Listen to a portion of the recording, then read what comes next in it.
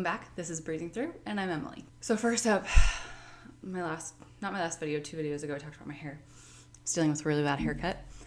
I have to say, I found someone locally who was able to get me in super fast, cut my hair. I'm gonna be honest, I don't love it. I like it more than I originally had. This is not what I was going for. And it's definitely not the length I wanted, but it's better than what I had. I'm making it work.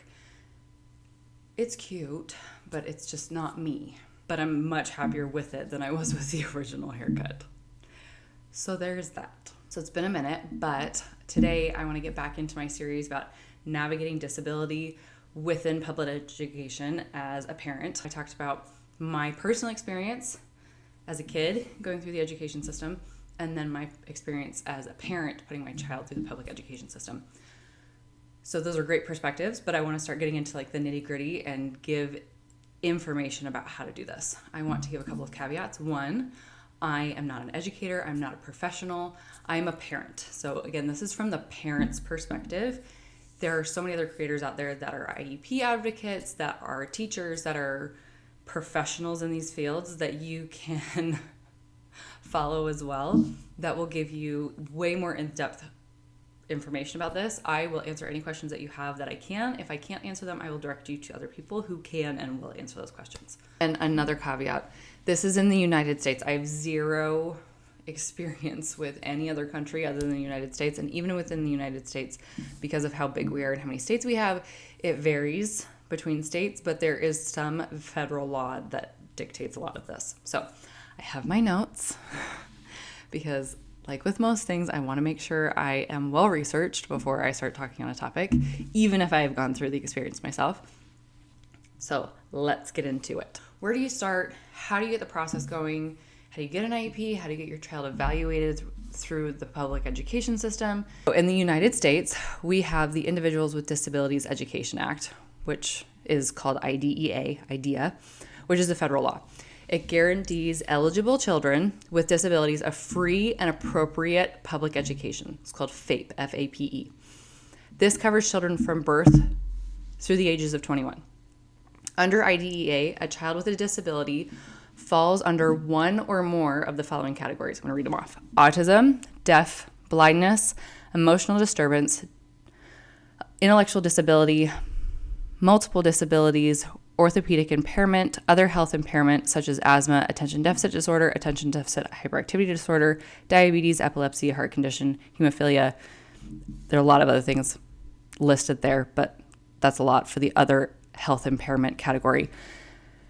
Next category, specific learning disability, speech language impairment, traumatic brain injury, visual impairment, including blindness, developmental delay. Developmental delay is the last one, and it's only for the ages of 3 to 7. And from what I understand, what I've seen other people talking about with developmental delay is after the age of 7, because sometimes a child can be labeled with just a developmental delay after the age of 7, they will then reevaluate and see if that child falls under any of the other categories. It means it doesn't matter how old your kid is, you can have them evaluated through the county that you live in.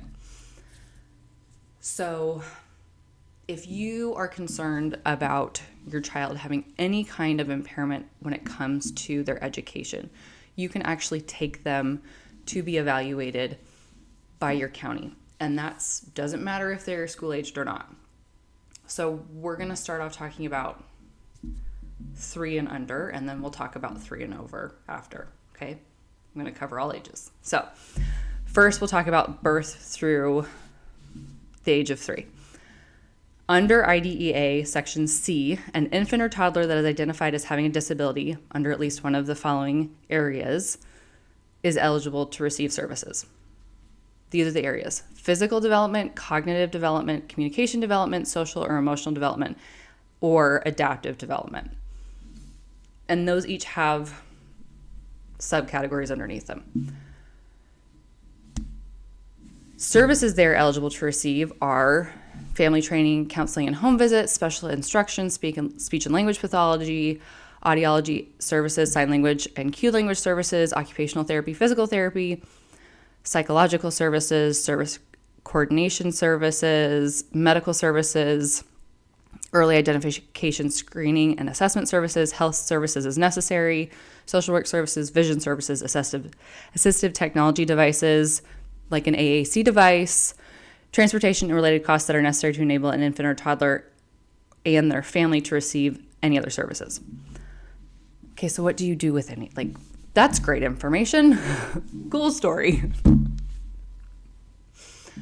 Now that I've given all that to you, what does that even mean? Okay. What it means is if your child is under the age of 3 and they fall into one of these categories, they're eligible for a ton of services. And very often, they can also be eligible for preschool if you get them assessed at a certain age. So under IDEA, every state is required to have some kind of child find system. It's called something different in every state. Some of them call them child find. When it comes to child find, if you're already working on a diagnosis with a medical team and it is near, that medical team is near the county in which you live, they should be able to help connect you to the child find organization in your county. That is not always the case. For example, when we had our daughter go through the diagnostic process, we utilized a facility that was not in the state in which we lived. So that really didn't work. That we couldn't ask them. But I already had connections outside of them, so that wasn't an issue for us. But they should be able to connect you with both the state and the county in which you live. But if you're on a wait list, which is very common, or you don't have a diagnosis yet, you don't need a diagnosis to start the process. So to be clear, you don't need a medical diagnosis to start the process. Every state is different in what they do with the diagnosis, but federally, you don't need a diagnosis to have your child evaluated by Child Find, to be clear. Because some states will take the diagnosis and put it into, the IEP that they have, the 504 that they have, or the diagnostic process that they have, but they all have to do their own diagnostic process that is outside of what a clinician's diagnostic process is. So they're two separate things. You're not going to just be able to go, here, my child's been diagnosed as deaf or blind or autistic, so therefore they receive services. They still have to go through their own process. Frustratingly enough. So you're going to have to do this more than once. So the best way to initiate Child Find in the county in which you live is, like I said, you can type in Child Find plus state, but you also need Child Find plus the name of your county. And it should populate the page for your county, and you might get a phone number or an address. And you're making all sorts of phone calls at the moment, probably. Just call the phone number. Tell them, in my case, I talked to a very nice woman and I said, I believe my daughter is autistic. This is how old she is. I need to get her evaluated.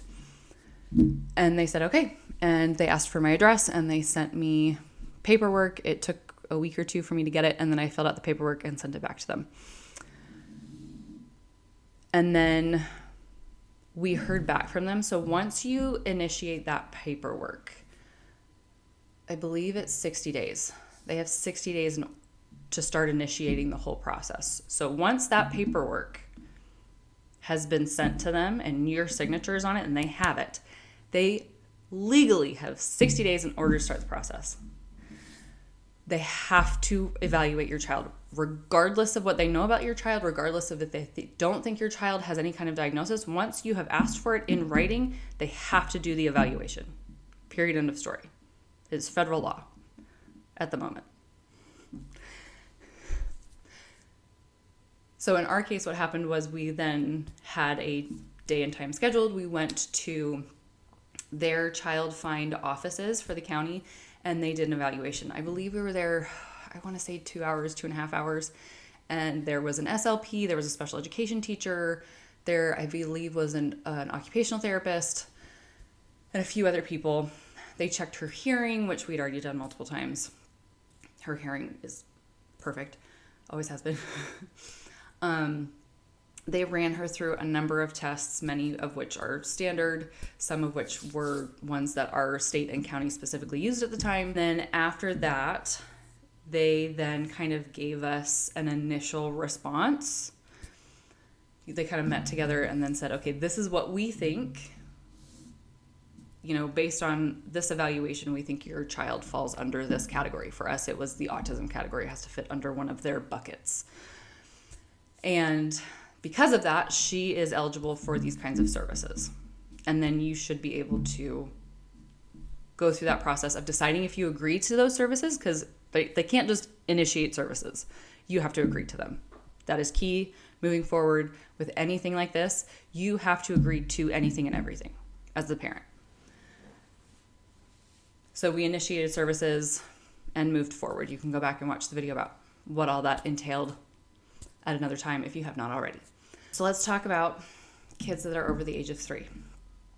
And this is if your child is in preschool, if they're in elementary school, middle school, high school, doesn't matter, between the ages of 3 and 21. So let's, for example, say your child is in 3rd grade and they're having issues reading, and you believe that they may possibly be dyslexic. The best thing to do is go to the child's teacher and say, I believe my child might have a disability. I would like to have my child evaluated for a disability. One of the things I have learned from my experience and from the experiences of others is do not be specific under which disability you think your child has, because you don't want anybody biased. You also can come across people who say, oh, well, we don't evaluate for that. That's not something we do, which is not true. But those are roadblocks that come in these kinds of situations. So the best thing to say is, I believe my child has a disability. I want my child evaluated for a disability. My suggestion is to always start with the teacher. And depending on the teacher, if they say, we don't do that or we can't do that, you say, okay, well, I need to talk to the principal. You then just escalate it. And make sure every time you say this, you say it in writing. You put it in writing, I would like my child to be evaluated for a disability. Because once you put that in writing and there's parental consent, they then have 60 days to do that evaluation. One thing that I have seen, not with my child, but with a family member, and I've heard a lot of other people talk about, is people ask for that, and the school will go, oh, well, we have these certain steps that you have to go through in order to have that evaluation done, or, oh, it's the end of the year, and so therefore we're not going to do, we'll do it next year, or there can be a lot of excuses. There aren't always excuses, but there can be a lot of excuses. The answer to any of those things should always be, under IDEA, you have 60 days to do this evaluation.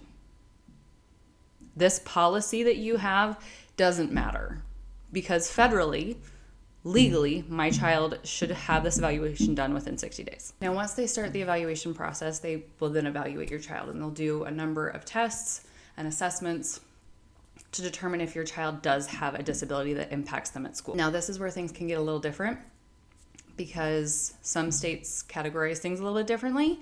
And so I'm not going to get into the weeds on that because it can vary greatly. But when they are done with the assessment, they're required to provide you with a copy of their results and then walk you through what they have concluded. You can appeal it if you do not believe that you don't agree with what they have concluded. I'm not saying you should if you don't necessarily agree with them. I'm just saying that is something that you can. Once you have the results of that evaluation and those assessments, then it will be determined whether or not your child is eligible for an IEP, which is an individualized education plan, or a 504 plan.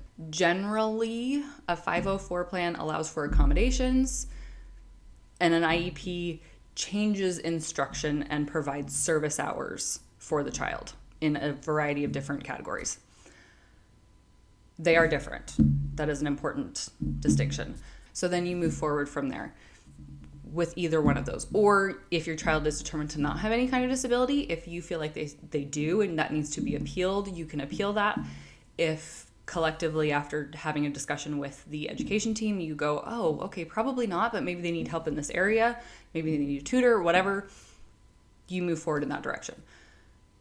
There are times where advocates need to get involved because sometimes the law is not followed.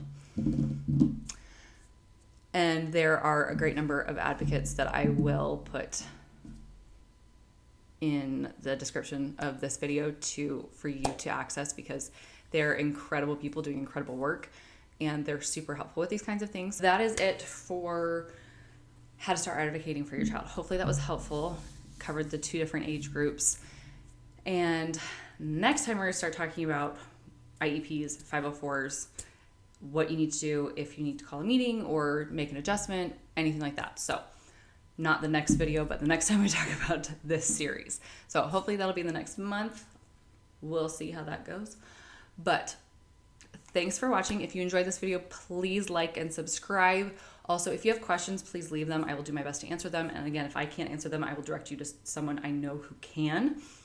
And I'll see you next time.